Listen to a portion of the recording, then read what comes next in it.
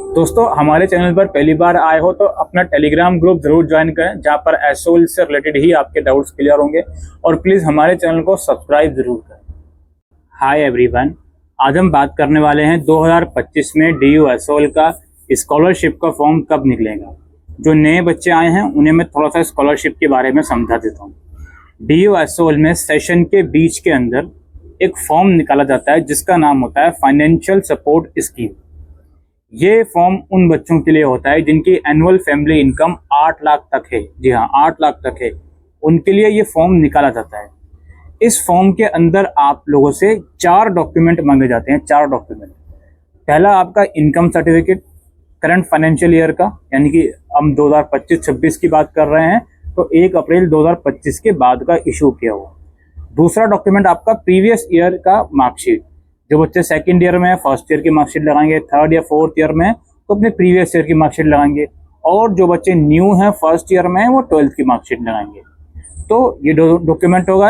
आपसे income certificate, marksheet और current year की रिसिप्ट मांगी जाती है, फी रिसिप्ट, यानी कि जो आपने एडमिशन लिया है उसकी एडमिशन रिसिप्ट, सेकेंड थर्ड या फोर्थ ईयर का एडमिशन है उसकी रिसिप्ट, और एक कैंसिल चेक आपसे मांगा जाता है। यानी कि जो फॉर्म के अंदर आप डिटेल्स दोगे कि किस अकाउंट में आपको स्कॉलरशिप चाहिए, उसका कैंसिल चेक आपसे मांगा जाता है। ये 4 डॉक्यूमेंट आपसे मांगा जाता है। और डीयू एसओएल आपसे ये बोलता है कि हम आपको 2 कैटेगरीज में डिवाइड कर रहे हैं। अगर आपकी एनुअल फैमिली इनकम 0 से 4 लाख तक है तो हम आपको 100% तक का रिफंड देंगे, और आपकी एनुअल फैमिली इनकम 4 से 8 लाख के बीच है तो हम आपको अप टू 50% तक का रिफंड देंगे। ये फाइनेंशियल सपोर्ट स्कीम का फॉर्म हर साल एसओएल लॉन्च करता है। ये form around you can say कि अक्टूबर से जनवरी के बीच ये रिलीज होता है।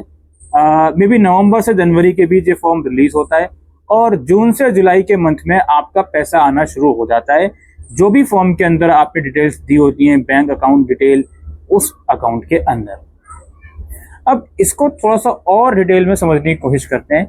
ये जो फॉर्म है सभी कैंडिडेट्स के लिए है, चाहे आपका बीए का एडमिशन है, बीकॉम का है, एमए, एमकॉम या एमबीए का एडमिशन है, सभी के लिए है, चाहे आपका लाइब्रेरी का एडमिशन है।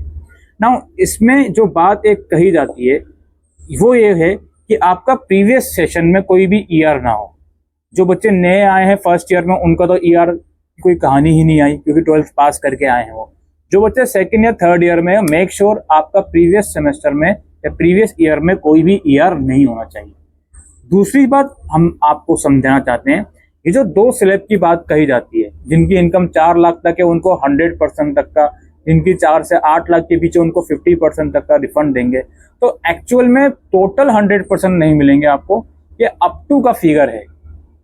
अब जैसे फॉर एग्जांपल मैं डीयू एसओएल का डायरेक्टर हूँ, मेरे पास 1 करोड़ रुपए का फंड है जो मुझे डिस्ट्रीब्यूट करना है एक पर्टिकुलर कोर्स के पर्टिकुलर सेमेस्टर में। अब मैं ये देखूंगा कितनी एप्लीकेशन मेरे पास आई, उन एप्लीकेशन को स्क्रूटनाइज करूंगा मैं कि भाई उनमें से कितने कैटेगरी 1 में आ रहे हैं, कितने कैटेगरी 2 में आ रहे हैं। तो मैं ये पूरा 1 करोड़ रुपए का फंड बच्चों के अंदर डिवाइड कर दूंगा इक्वली, जितनी एप्लीकेशन आएंगी। अब वो आप लोगों का पैसा, जैसे मान लीजिए बीए की फीस 9,000 रुपए, हो सकता है आपका 3,000 रुपए रिफंड आ जाए, हो सकता है 2,000 रुपए आ जाए, हो सकता है 1,500 आ जाए, या हो सकता है 4,000 रुपए आ जाए, कुछ भी आ सकता है रिफंड। ठीक है, अप टू 100% के नाम पे, अप टू 50% के नाम पर ये ना समझें कि जितनी फीस हमने पूरी पे करी है पूरी की पूरी फीस रिफंड आ जाएगी, नहीं। लेकिन हाँ, कुछ ना कुछ तो आएगा ही रिफंड, ये बात का बिल्कुल श्योर है, गारंटी है। लेकिन उसके लिए प्लीज आपके डॉक्यूमेंट बिल्कुल रेडी होने चाहिए, डॉक्यूमेंट एकदम वैलिड होने चाहिए। वैलिड डॉक्यूमेंट क्या, एक इनकम सर्टिफिकेट है जो वैलिड होना चाहिए, बाकी 3 डॉक्यूमेंट तो कोई भी इशू करवा ही देगा। ठीक है, ये इस वीडियो के अंदर हम स्कॉलरशिप के बारे में इंफॉर्मेशन देने आए थे। जब भी इसके फॉर्म निकलेंगे तो we will definitely inform you. तो हमारे चैनल पर अगर आप पहली बार आए हो तो सब्सक्राइब जरूर करो, और हमारा टेलीग्राम ग्रुप जरूर ज्वाइन करो। शुक्रिया।